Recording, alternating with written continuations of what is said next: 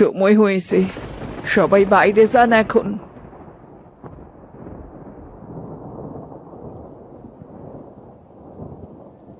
হায় বিধাতা, এ কেমন সন্তান! এ তো মানুষ না, এ কেমন সন্তান জন্মেছে তোমার ঘরে? জীবনে তো এত মানুষের বাচ্চা দেখেছি, কিন্তু মানুষের পেটে মাছ জন্মাতেই কখনো দেখিনি। দেখেছো দেখেছো, কাশেম ভাই যে সাধুকে তাড়িয়ে দিয়েছিল সেই এখন অভিশাপ হয়ে ফিরেছে। এই সন্তান অশুভ। ওপরওয়ালার উপর ভরসা রাখ মা, হয়তো তিনি পরীক্ষা নিচ্ছেন। যেমনই হোক, এ তো আমার সন্তান, আমার বুকের রক্ততেই জন্মেছে ও। না, এ আমার সন্তান হতে পারে না। আমি একে ঘরে রাখবো না, কিছুতেই আমার সন্তান হতে পারে না। কাশেম, ও তো আমাদেরই রক্ত। যদি সবার চোখেও অভিশাপ হয়, তবু আমার কাছেও আমার সন্তান। কি ভাবছেন এই কার্টুনগুলো কিভাবে বানাই? কোনো চিন্তা নেই। আমাদের অফিস এফএস ক্রিয়েশনে হাতে কলমে শেখানো হচ্ছে 2D অ্যানিমেশন। অনলাইন কোর্সে আজই জয়েন করুন।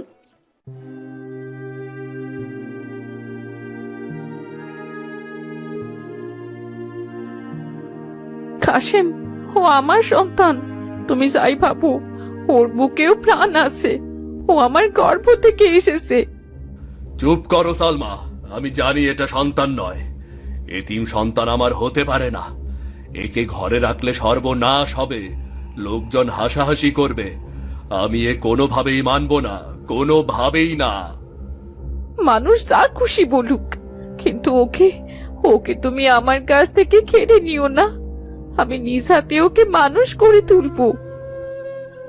বাবা, যা বিধাতা দিয়েছে সেটা মেনে নাও।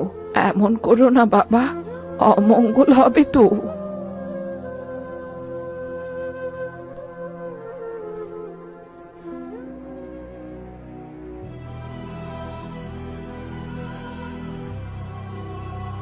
আমার এই ঘরকে লজ্জায় ডুবিয়েছিস, এখন নদীর জলে ভেসে দূর হয়ে যা, আমার চোখের সামনে থেকে দূর হয়ে যা।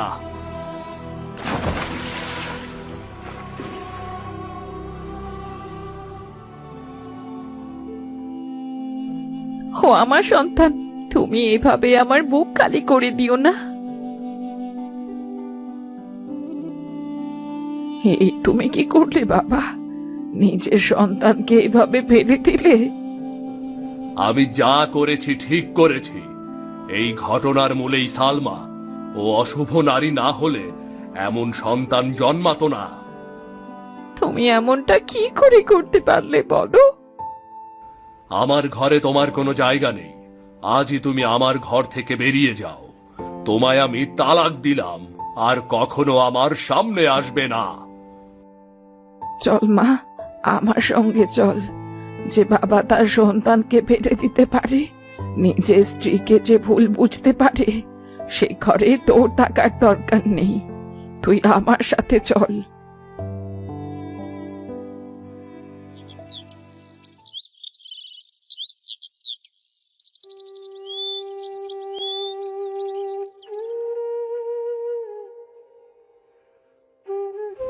সালমা, তুই তো কাশেম মিয়ার ঘরে আসিলি না, এখন এইখানে এত পরিশ্রম কেন করতাস? তুই নিশ্চয় কিছু পাপ করছিলি, তাই বিধাতা তোরে এমন শাস্তি দিতাছে। ভাই, সবসময় নিজের পাপেই মানুষ কষ্ট ভোগ করে না, অন্যের পাপের ফলও ভোগ করে।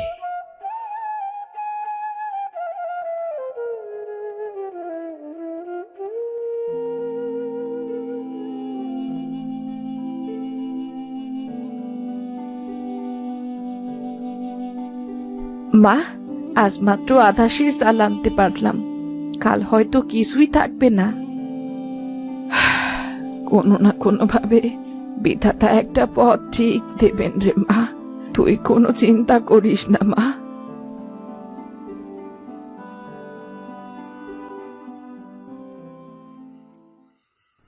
হে বিধাতা, আমার কি পাপ? আমি তো কারো কোনো ক্ষতি করিনি, কেবল মা হতে চেয়েছিলাম, তাতে কি এত শাস্তি?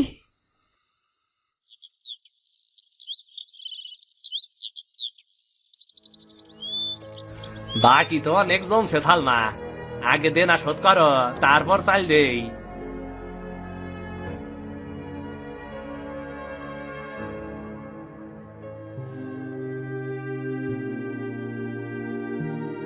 মারে, আমার শরীর একদম ভাল লাগছে না, মনে হয় আমি আর বাঁচবো না রে মা। তুমি এমন কথা বলো না মা, তুমি ছাড়া আমার কি আছে বলো? তোমার কি খুব কষ্ট হচ্ছে মা? জানি না রে মা, বুকের ভেতরটা জ্বলে যাচ্ছে রে। মায়ের এই অবস্থায় তাকে একটু খাবারও মুখে তুলে দিতে পারছি না, ডাক্তার কি করে দেখাবো? তুমি চিন্তা করো না মা, আমি তোমার জন্যে ডাক্তার নিয়ে আসছি, আর সেভাবেই হোক দেখি একটু খাবার আনতে পারি কিনা।